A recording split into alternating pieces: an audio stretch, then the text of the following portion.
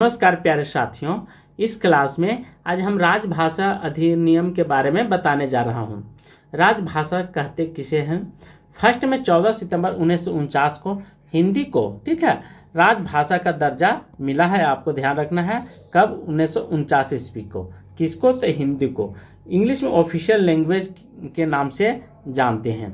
भारतीय संविधान में भाग 17 में अनुच्छेद 343 से 351 तक राजभाषा को संविधान में दिया गया स्थान।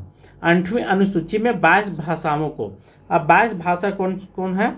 असमिया, बंगला, बोडो, डोंगरी, ठीक है, उसके बाद गुजराती, हिंदी, कन्नड़, कश्मीरी, कोंकणी, मैथिली, मलयालम, मणिपुरी, मराठी, नेपाली, उड़िया, पंजाबी, संस्कृत, संस्थाली और 3 भाषा आ रह जाते हैं। एक सिंधी, ठीक है, सिंधी भाषा, उसके बाद तमिल, तेलुगु और एक उर्दू।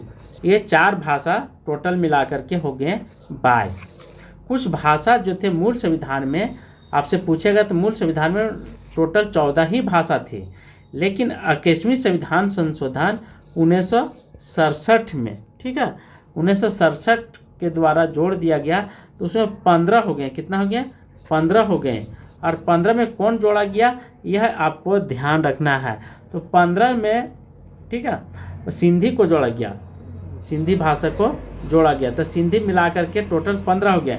उसके बाद 1952 में नमक, ठीक है, नमक ये फार्मूला में दिया हूँ ट्रिक, न से नेपाली, म से मणिपुरी और क से कोंकणी, ये 3 भाषा 1992 में जोड़ा गया। उसी प्रकार 2003 में 4 भाषा को जोड़ करके टोटल 22 भाषा हो जाते हैं। 2003 में कौन भाषा हो जाते हैं?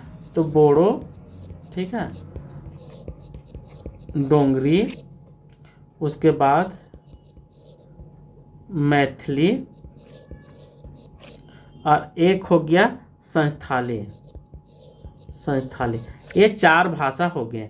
चारों मिलाकर के कितने हो जाते हैं? तो 22 भाषा हो जाते हैं। यह बात आपको ध्यान रखना है, क्योंकि संविधान में हिंदी भाषा जो होता है ये बहुत ही महत्वपूर्ण रखता है। आप यदि कोई भी एग्जाम देना चाह रहे हैं तो यहाँ से एक न एक प्रश्न अवश्य रखेगा एग्जाम हॉल में, ठीक है।